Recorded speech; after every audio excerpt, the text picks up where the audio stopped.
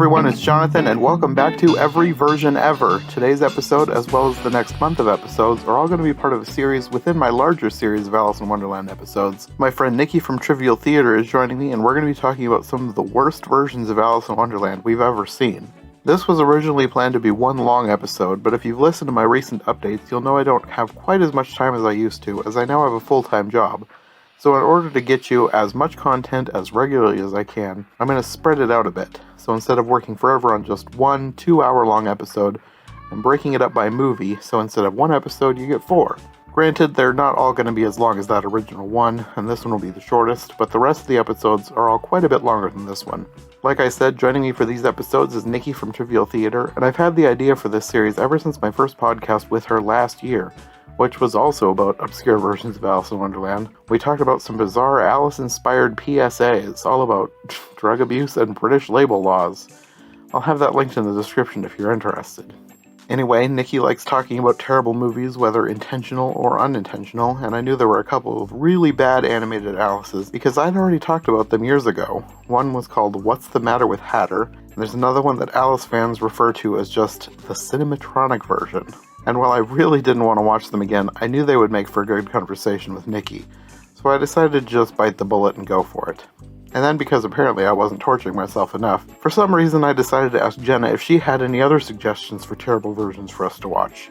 And unfortunately, or maybe fortunately, she came through. So thanks to Jenna, we're now also talking about 2 cheaply animated, made-for-kids web cartoons. This first one that we'll be talking about today is from a series called Increditales, and it is definitely not incredible.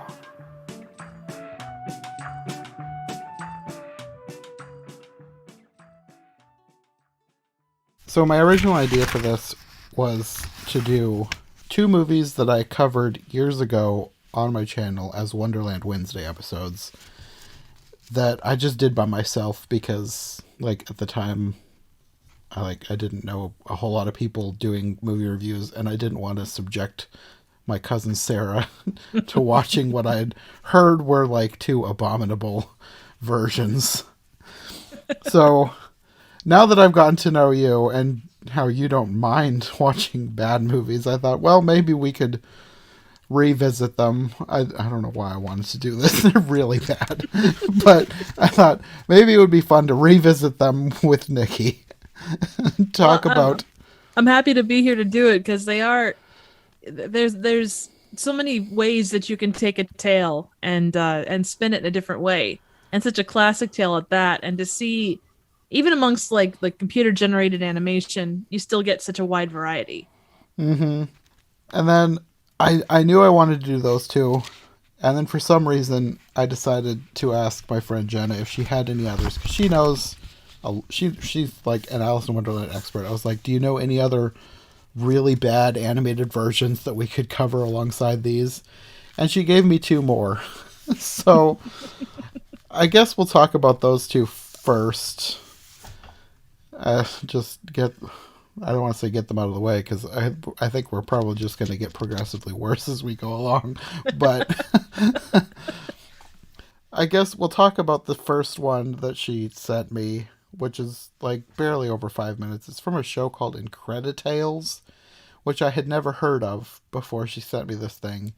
And from what I can tell, it's some show on Amazon Prime. It probably didn't originate there. It's probably some other studio, probably in a foreign market, making cheap animation to sell and trying to earn a quick buck, because that's how a lot of these really cheap short versions are made, because there are others not quite as bad as these, but there are a lot of studios that take fairy tales and other stories that are in the public domain and just make things for kids out of them just to make a quick buck. I used to see, when I was a kid, we'd see at Dollar General, there would be these videotapes that they'd always release when another Disney movie came out. And I always thought that it was so weird. And looking back, I'm thinking they're probably doing that just to trick somebody's grandma into buying the wrong movie. Oh, totally. And that happens so often. Yeah. So I think this is sort of the same thing, except this isn't a movie. This is a 6-minute segment of a show that was at least one season and had like three or four different stories in each episode. So there was a lot of content crammed into this series and really truncated. But it all seemed to be Disney ripoffs Oh God, yeah. because I looked at all the thumbnails and it was just like really bad interpretations of Disney designs. Well, and they actually you look at the actual characters and you don't get so much with Alice. Like she has a little bit of definition that makes her her own, but you look at like the Cheshire Cat, the Queen of Hearts, like all of the characters, they are basically, I mean, and even the caterpillar, they are Mm-hmm. the ones from Disney. There's no Yes. like you look at it and it's like, okay, that is outright rip off. Yeah, it's like they didn't even try to hide the fact that they were stealing Disney's designs. No. It was there's one thing that I didn't watch it, maybe I will at some point, but I saw that in one of the thumbnails it looked like a really bad interpretation of the Grinch, like probably the most recent Grinch one from Illumination Mm, Studio. mhm. And the title was The Man Who Stole Christmas. Oh God. That's awesome. So they're like trying to steal a book that they can't obviously get the rights to, and they just change the Grinch to the man. Oh yeah. Well, a green man, with a green angry man, that's all you got to say, I guess. The Hulk who stole Christmas. There you go. There you go. I like it. Or like the jolly green giant that stole Christmas. It was the shortest, and I think generally speaking, the animation of the ones we watched was probably the best, but I feel like this one, if it was done as part of a series, it probably had more budget behind it. Probably. I don't know how to rate them on animation because they were all bad in different ways. And this one Yeah. I feel like is just cheap. Yeah. They didn't put enough animation into the characters. Right. Well, and it was all narration. There wasn't a ton of Mm, actual voiceover or voice to speak of. It was all exposition. yeah, except she screamed when she fell down the rabbit hole. Well, And at then she least, screamed when she met the Tweedles, which for some reason I found hilarious. well, if you're gonna meet up with a pair of absolute twins, it looks like they were straight out of Disney properties, then I would scream too. The chances of getting a DC or DMCA are pretty high. I don't know how that show is getting away with it, especially since Amazon is hosting it. Yeah. But do they know that Amazon has so much content and a lot of it is uploaded by individual people? So there's no guarantee that they're going to know Hmm, unless I it's brought to their suppose. attention by somebody, which, if you're Let's talking rat him something. out. Yeah, exactly. I will say this one also, you get like like the, like 4 to 6 year old programming, like for kids ages 4 to 6 or in that realm. This Uh-huh. felt very much like a blue, not a Blue's Clues, but like that realm of, or oh, what was there was like Emily the Princess or whatever, like those kind of shows. Like it kind of fits into that, felt like that realm of age group. To me, this felt like those cheap YouTube videos that people used to make for kids. Oh yeah, they Maybe they still make still them. do, I'm but sure they after the do. whole Child Protection Act or whatever, they kind of disappeared. I Yeah. think some companies still try to get by with making them, but there was like a period of time where these were like super popular.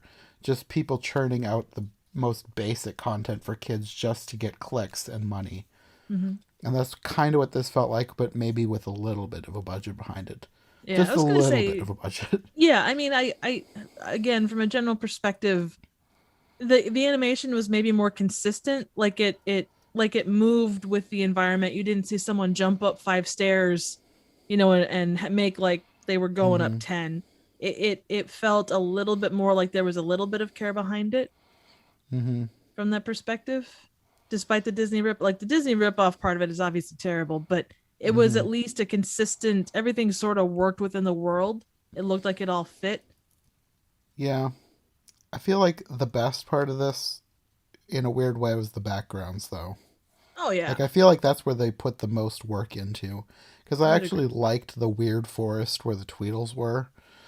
It was just kind of eerie, but in a cool, just the colors and the designs. I kind of liked that.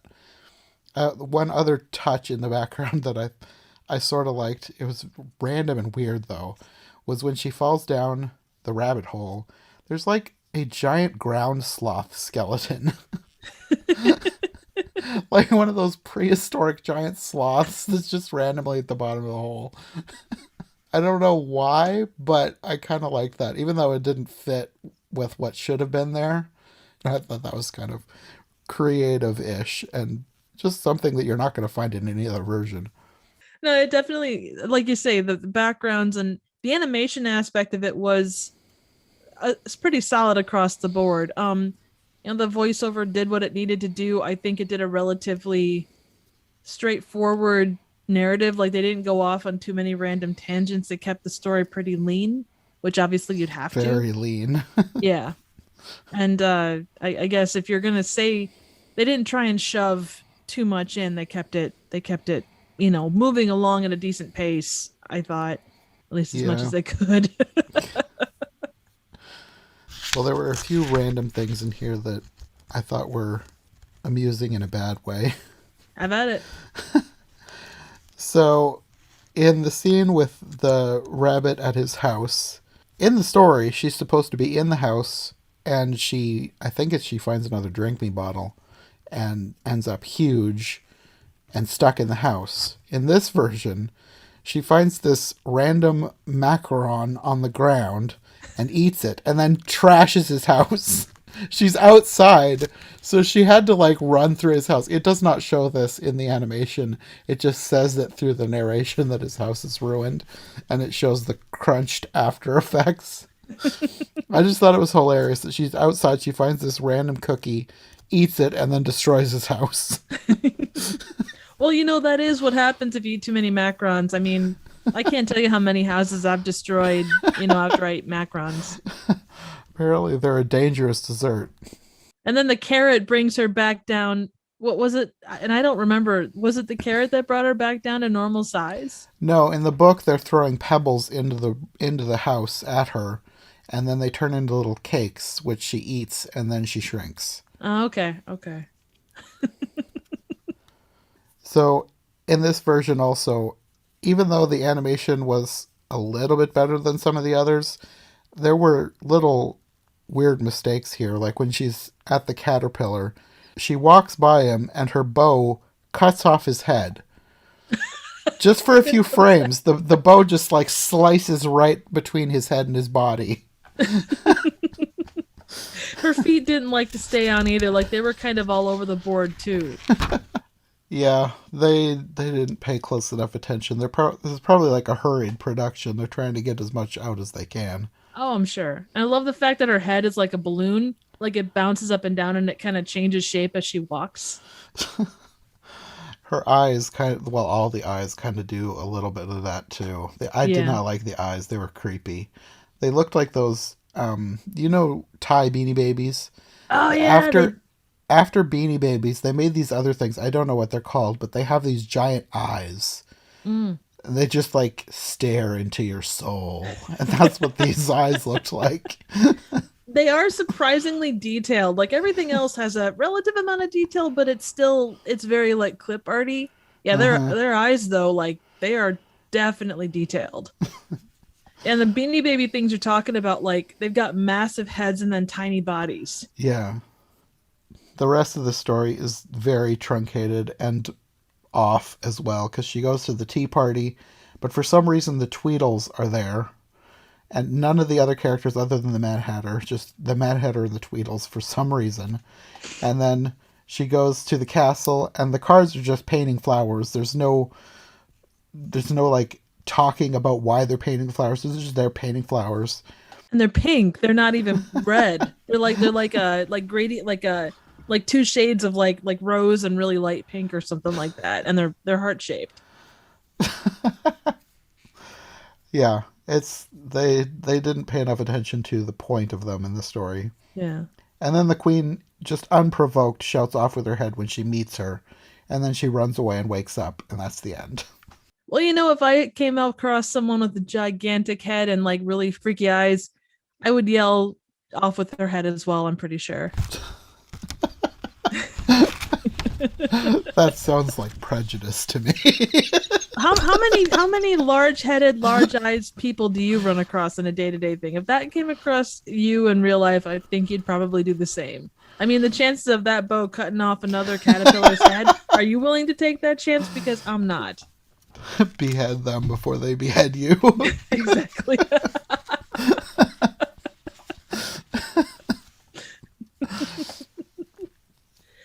I'm not sure there's a whole lot else to say, although I will say with all of these adaptations, there's that one shot where there's just like a random shot of like every possible character. Like whether it's in That the did seem to be a courtroom. thing that happened a lot. Yeah, like either the tea party, well, and there's only so many places you're gonna have a large group of people. But Hmm. like the tea party or the courtroom, like there was at least one. They're like, "Ooh, look at all the awesome things that we made! Aren't they amazing? Wouldn't you like to join us and invest in future episodes?" Yeah, I mean, the courtroom does have a lot of returning characters at the end, but they seem to cram a lot more than were in the book into the last scene. Yeah, yeah, they do. They And some of do. them just made up, like, random scenes. Like, well, I mean, we'll get there, but there was one version that had just them, all the characters just showing up. Actually, more than one version just had all the characters show up at the end for no reason. Oh yeah. Oh, it's like that fine. It's like a curtain call in theater. You want to make sure that everybody remembers all the amazing character designs that you came up with because they are so well drawn. Yeah. Thank you to Nicki for joining me on this episode of Every Version Ever. She'll be back next week to talk about another cheap internet cartoon. But in the meantime, if you want more from her, I'll have her links in the description below. That's all for today. We'll see you next time for another terrible episode of Every Version Ever. Thanks for listening.